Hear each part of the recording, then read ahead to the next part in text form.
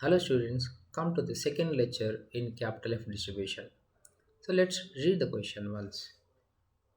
Time taken by the workers in performing a job by method 1 and method 2 is given below. Method 1, the performance of the workers 20, 16, 26, 27, 23, 22, and method 2 27, 33, 42, 35, 32, 34, 38. Do the data show that the variance of time distribution from population from which these samples are drawn do not differ significantly? So what is asking here? We have to identify whether there is any significant differ or not, that we have to identify. Okay, right. So before solving the solution, I told you previously this is the second lecture of the F distribution. Yes or no? Capital F distribution. So my question is, what is the difference between the first question and this second question? Tell me. I mean the last lecture question and this lecture question. Can anyone identify? Right. So here the difference of the last lecture question and this lecture question is they're given you the all the values directly. So first sample mean and variance, and second sample mean and variance. Those are the values are given you in the question directly. So coming to this question, method 1, can I say the sample, first sample observation, and can I say this is the second, different sample observations. So given you in the question, there are different observations. Okay, there we got all the values directly.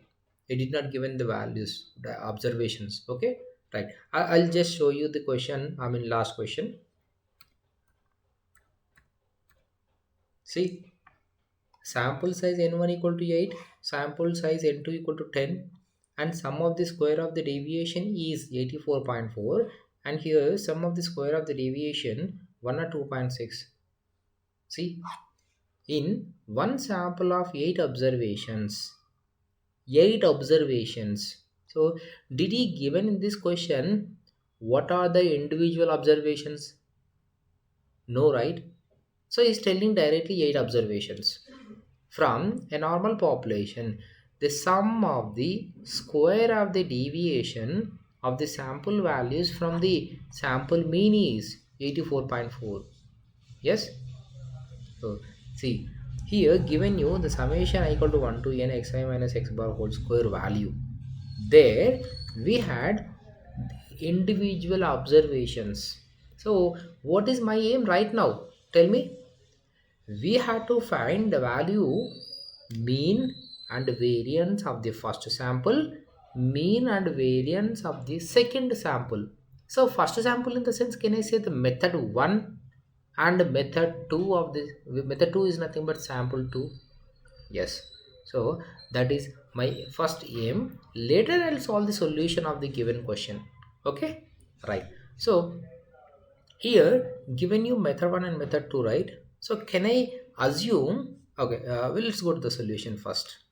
So solution, given method 1 observation and method 2 observations, right? So I'm solving first of all by using of the table. Method 1,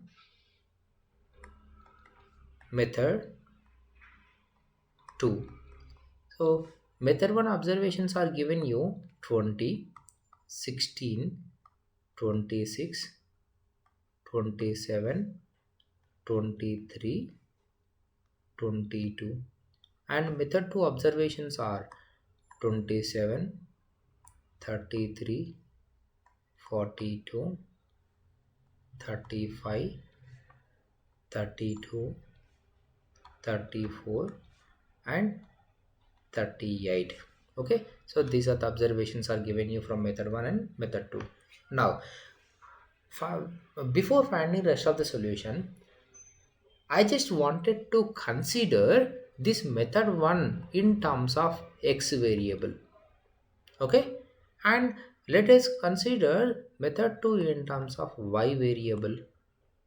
Okay, right. So now coming to the solution. To finding this capital F, we required a value of s1 square and s2 square. Am I correct? Yes, we need a value of s1 square and s2 square. My question, what is the formula of the s1 square? Tell me. Tell me. S1 square equal to 1 by n1 minus 1 of summation I equal to 1 to n xi minus x bar whole square. And what is the formula of s2 square? Tell me. 1 by n2 minus 1 of summation I equal to 1 to n yi minus y bar whole square. See, these are the formulas of s1 square and s2 square. Okay, right. Now if you observe properly this s1 square, see what is mean by this x bar? Tell me, what do you mean by x bar? Can I say mean of the first sample? Yes. So coming to the s2 square, what is mean by y bar? Tell me. It is nothing but the mean of the second sample, I mean method 2. Okay, right. So what is the conclusion here? First of all, we have to find the mean of the first sample and mean of the second sample. Yes, right. So we know mean is denoted by x bar. So what is the formula of the mean? We know the basic formula of the mean. What is that? Sum of terms by number of terms. So can I denote it? Summation I equal to 1 to n xi by n, I mean n1. Yes. So coming to here, I denoted it here, I treated as y variable, right? So I can denote here y bar equal to summation I equal to 1 to n yi by n2, it is equal to, right? So by adding these all the terms, what is the value I'm getting here? 20 plus 16 plus 26 plus 27 plus 23 plus 22 divided by how many observations I'm having? 6. Okay, so what are the value I'm getting here? 134 by 6. So what is the value of 134 by 6? So getting here x bar equal to 22.3. Okay, right. So coming to here, y bar summation I equal to 1 to n yi by n2. So it is nothing but 27 plus 33 plus 42 plus 50 35 plus 32 plus 34 by how many observations here? 7 observations, right? And 38 also is there here. So by adding this all, what we are getting? 41 by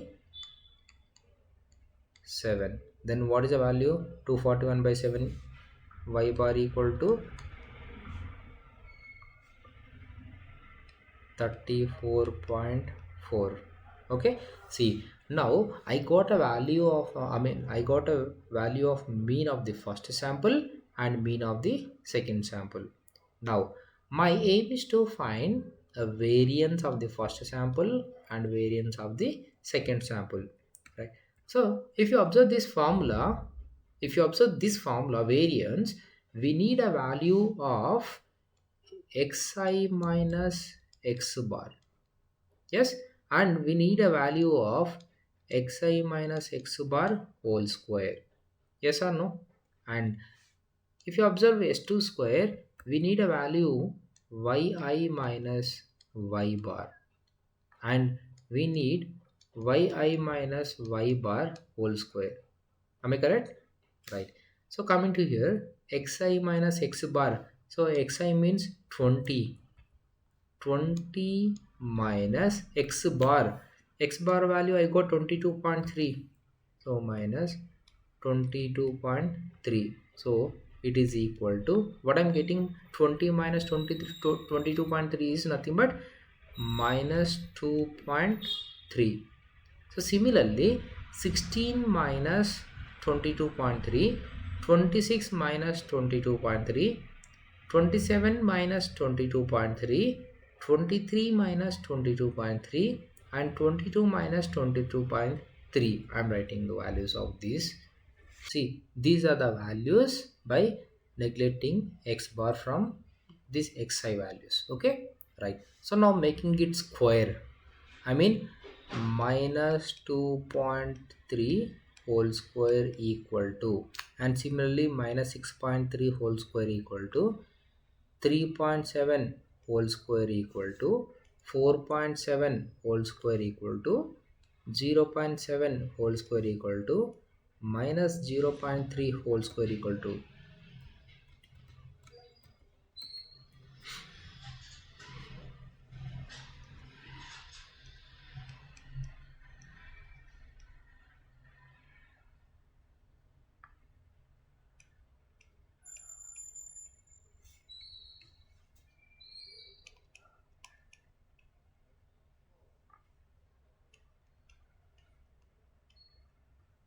So similarly, I am writing the values of yi minus y bar and yi minus y bar whole square values. Okay, right. So yi minus y bar means, can I say 27 minus 34.4? Yes. So what is the value of 27 minus 34.4? 27 minus 34.4, it is equal to minus 7.4. So similarly, 33 minus 34.4, 42 minus 34.4, 35 minus 34.4, 32 minus 34.4, for 34 minus 34.4, and 38 minus 34.4. Let's see those values. Now we'll make it to square of this. Okay, minus 7.4 whole square, minus 1.4 whole square, 7.6 whole square, 0.6 whole square, minus 2.4 whole square, minus 0.4 whole square, 3.6 whole square. Okay, so now I got the values of this s1 square and s2 square. So now if you observe s1 square and s2 square, we need a value of summation I equal to 1 to n xi minus x bar whole square. Yes or no? See, summation xi minus x bar whole square value. So it is nothing but I have to add a values of xi minus x bar whole square. Yes. So where is xi minus x bar whole square in this table? Tell me. See, here. Here we are having some xi minus x bar whole square, right? So now I had to add these all the values. Then I will get the value summation I equal to 1 to n xi minus x bar whole square equal to. Yes or no? Right. So similarly, observe the formula s2 square 1 by n2 minus 1 into summation I equal to 1 to n yi minus y bar whole square. So summation yi minus y bar whole square, in the sense, can I say I had to add the values of yi minus y bar whole square? Yes. So then by adding these all, what are the values I'm getting here? Summation I equal to 1 to n yi minus y bar whole square equal to. So what are the values I'm getting here? So I'm getting the value here 81.34. Okay, and here I'm getting 133.72. Right. So now I'm going to the next page. Right. Now we got the values from the table. Summation I equal to 1 to n xi minus x bar whole square equal to, and summation I equal to 1 to n yi minus y bar whole square equal to. So here we got 81.34, 133.72. Right.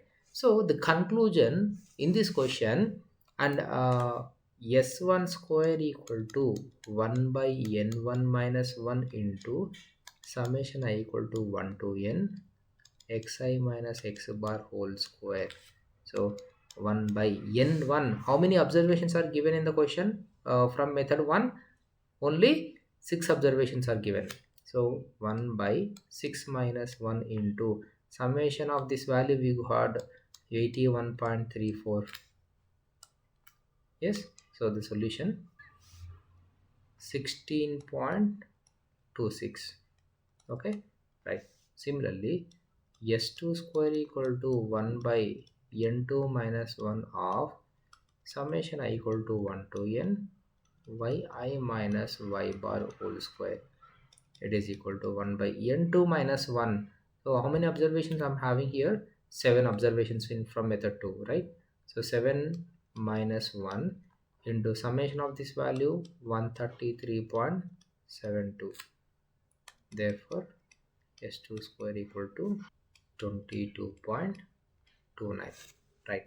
Now see, I got now the value of variance s1 square as 16.26, s2 square as 22.29. So what is the conclusion? S2 square is bigger than S1 square.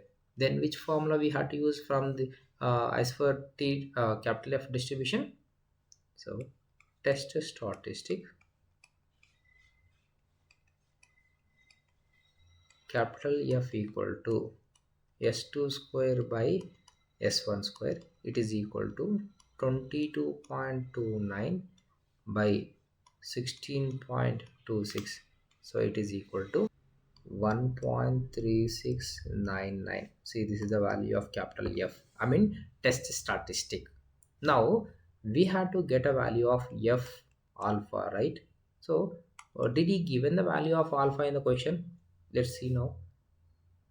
No, alpha value is not mentioned in the question, right? So I told you previously, when level of significance alpha is not mentioned, then we had to consider 0.05. Did I say or not? Yes. So alpha value is 0.05 when he won't mention in the question, right? So now nu1 value is n1 minus 1 and nu2 is equal to n2 minus 1. So what will be the value of nu1? N1 value is 6, right? So 5. Then what is the value of nu2? 7 minus 1 is 6. Now I'm taking a value f alpha at 0.05 from the table. So nu1 value 5, nu2 equal to 6. Yes. So go to the table. F value here, nu1 equal to 5, nu2 equal to 6. Then the combination of these two, 4.39. Yes. So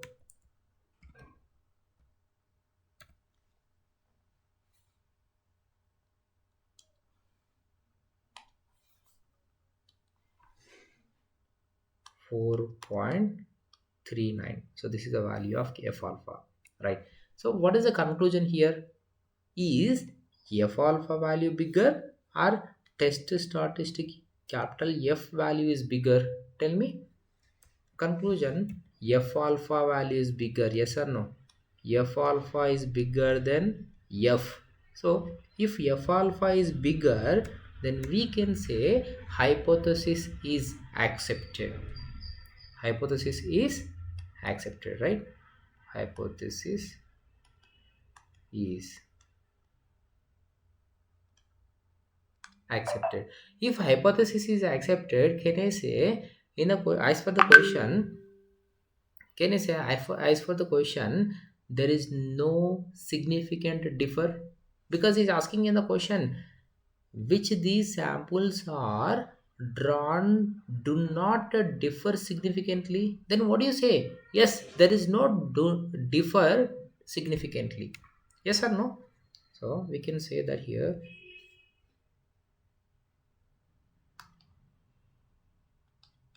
there is no differ significantly. Okay, right. So I hope everyone is clear to you. And I'll give you one example sum to you. You can solve this. What is given here? The nicotine contains in milligrams in two samples of tobacco were found to be as follows. So sample A observation, sample B observations. Can it be said that the two samples have come from the same normal population, right? So what we have to prove, if the hypothesis is rejected, then we can say that it is not coming from the same normal population. If it is accepted, then we can say that it is coming from the same normal population. Yes or no? Right. So this is the difference between the first lecture and second lecture. So this is the difference here, those two questions and these two questions. Okay. And the final conclusion, can I say, in this capital F distribution, there are two different questions we are having. Yes, so there are two different questions we are having. So in the first type of question, given you all the values, I mean mean and standard deviation values given you in directly in the question. In this second type of question, we had to find mean and standard deviation. I mean variance of the distribution. Yes or no? So that is a conclusion of this capital F distribution. Right. So now I'm uploading this PDF file in the description. You can download from there.